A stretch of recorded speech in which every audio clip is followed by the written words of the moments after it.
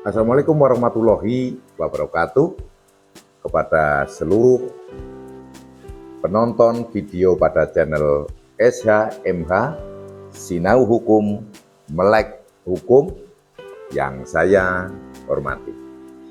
Ini adalah video ke-9 dari channel SHMH dan mari untuk menyingkat waktu kita langsung saja.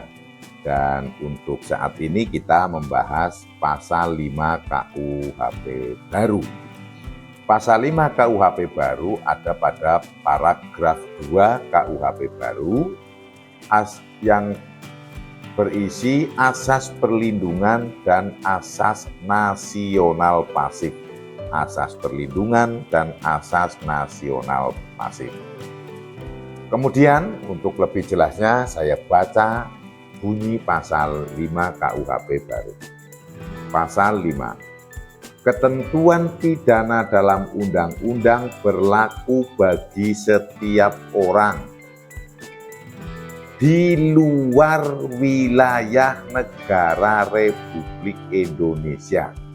Saya ulangi, di luar wilayah negara Kesatuan Republik Indonesia. Berarti ini di luar negeri. Orangnya ada di luar negeri, tidak di dalam wilayah negara Kesatuan Republik Indonesia. Yang melakukan tindak pidana terhadap kepentingan negara Kesatuan Republik Indonesia yang berhubungan dengan yang melakukan tindak pidana terhadap kepentingan negara Kesatuan Republik Indonesia yang berhubungan dengan. Jadi orangnya di luar negeri namun melakukan tindak pidana terhadap kepentingan negara kita.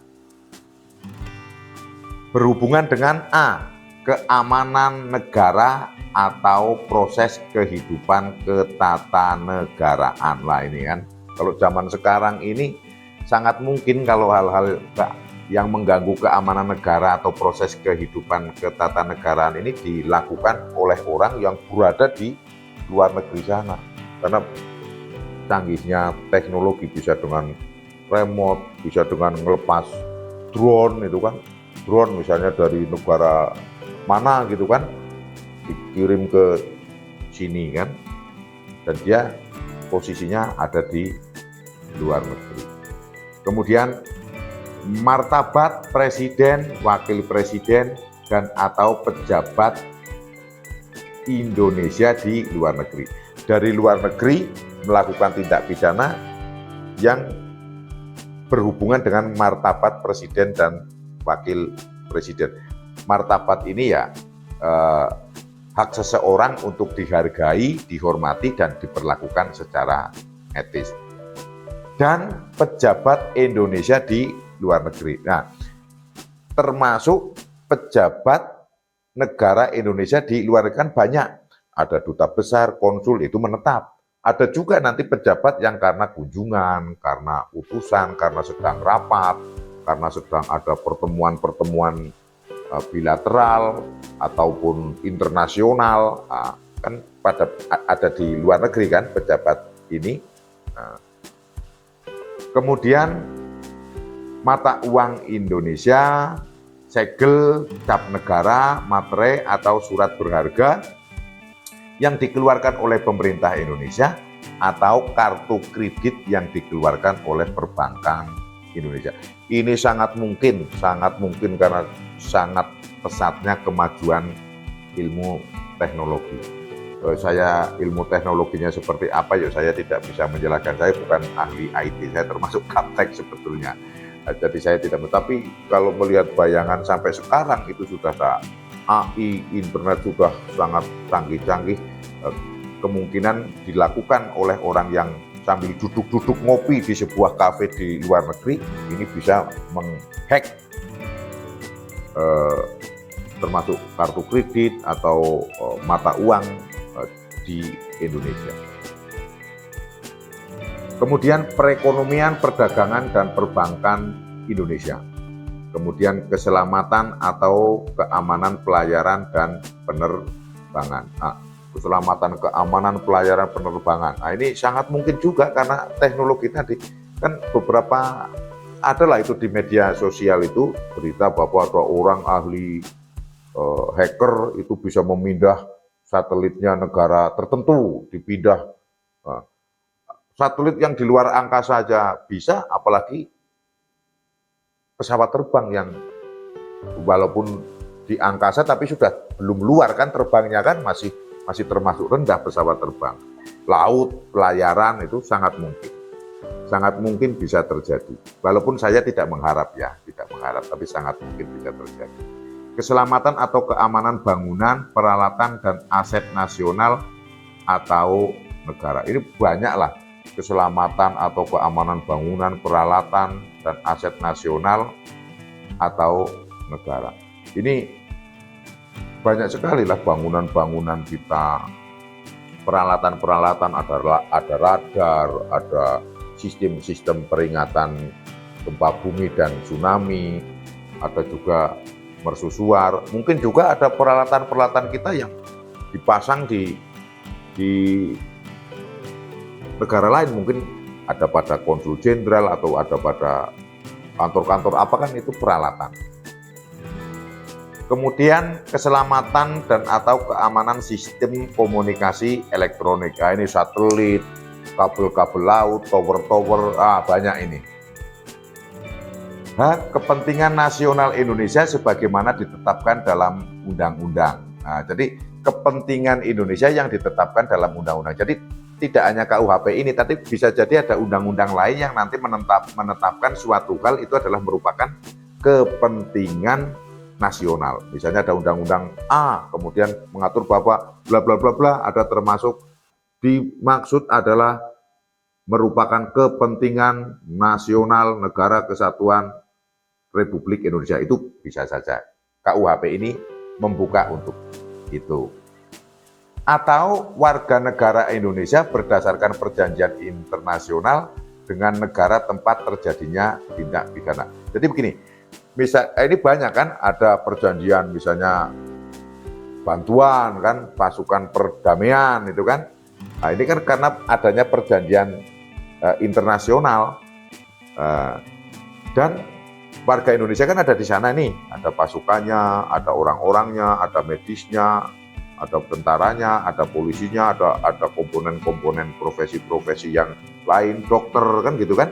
Nah, itu kan berada di luar negeri dia.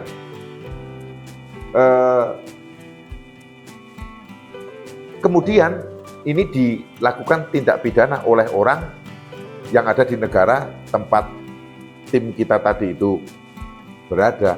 Nah, orang yang melakukan ini juga KUHP ini menjangkau terhadap pelaku yang melakukan terhadap warga Indonesia yang ikut tim itu tadi, tim perdamaian lah bahasa saya ini untuk contoh supaya kita mudah membahas yang huruf I ini.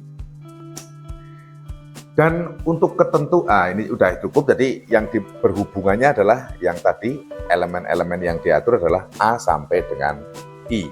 Kemudian ketentuan pasal 5 ini bertujuan untuk melindungi kepentingan hukum negara atau kepentingan nasional tertentu yang berada di luar negeri.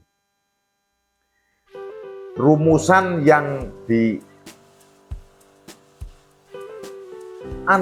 dalam pasal ini adalah rumusan hukum limitatif dan terbuka. Artinya limitatif itu jenis-jenisnya tadi A sampai dengan I, maka dibatasi. Namun jenis tindak pidananya apa saja itu tidak dibatasi. Itu yang dimaksud dengan rumusan terbuka. Jadi limitatif atas jenisnya, namun atau jenis kepentingannya, namun terbuka untuk jenis tindak pidana yang dilakukan. Jadi itu yang dimaksud dengan limitatif terbuka. Namun walaupun terbuka itu hanya jenisnya tidak disebutkan dalam KUHP. Namun jenis tindak pidananya juga tetap harus disebut oleh hukum Indonesia, oleh undang-undang Indonesia, walaupun undang-undang itu di luar undang-undang KUHP. Nah, ini mengapa kok harus disebut dulu? Ya supaya tidak semaunya kita, wah waktu nggak suka merugikan, hukum tidak. Karena adanya asas legalitas yang ada pada video sebelumnya, yaitu yang di pasal 1. Jadi harus ada aturan yang mengatur lebih dulu, asas legalitas. Dimaksud juga oleh pasal 5 ini, tidak semena-mena, tidak asal. Kemudian yang huruf I tadi, yang di huruf H tadi juga mengatakan kepentingan nasional Indonesia sebagaimana ditetapkan dalam undang-undang. Nah, ini maksudnya siapa tahu nanti ke depan akan ada undang-undang yang dibentuk, maka KUHP ini sudah membuka ruang bahwa undang-undang yang akan dibentuk nanti bisa menyatakan sesuatu itu adalah merupakan kepentingan nasional sesuai dengan perkembangan zaman, perkembangan hukum, perkembangan kebutuhan di Negara Kesatuan Republik Indonesia.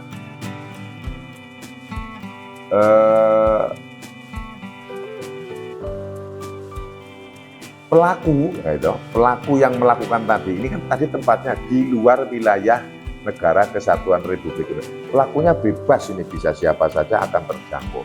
Jadi pelakunya itu bisa juga warga negara asing, bisa juga warga negara Indonesia yang ada di luar negeri. Tadi kan di luar wilayah Indonesia. Setiap orang yang berada di luar wilayah negara Republik Indonesia. Kemudian secara mengacu pada teori-teori hukum, saya mengingat apa yang disampaikan oleh bapak-bapak dan ibu-ibu dosen dulu, Bapak, alasan penerapan asas nasional pasif itu karena ada negara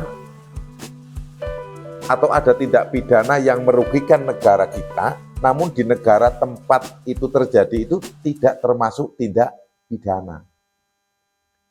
Merugikan kita perbuatan itu, tapi di negara itu tidak merupakan tindak pidana, maka dia bebas. Maka ahli kita paham, tahu, ahli-ahli kita orang-orang yang top, maka untuk mengantisipasi jangan sampai kita menderita kerugian, maka dibuatlah pasal 5 ini. Jadi walaupun dilakukan oleh orang di luar negeri, asalkan merugikan Negara Kesatuan Republik Indonesia, dan di Indonesia itu sudah diatur undang-undangnya dan dapat akan diatur undang-undangnya, maka hukum Indonesia dapat menjangkau si pelaku. Inilah yang disebut dengan asas nasional pasif. Demikian yang bisa saya sampaikan pembahasan kita pada pembahasan kita tentang pasal 5 ini, dan silakan mengikuti video-video selanjutnya dari channel SHMH Sinau Hukum Melek Hukum. Dan apabila ada salah kata, salah tindak, mohon dimaafkan dan dimaklumi.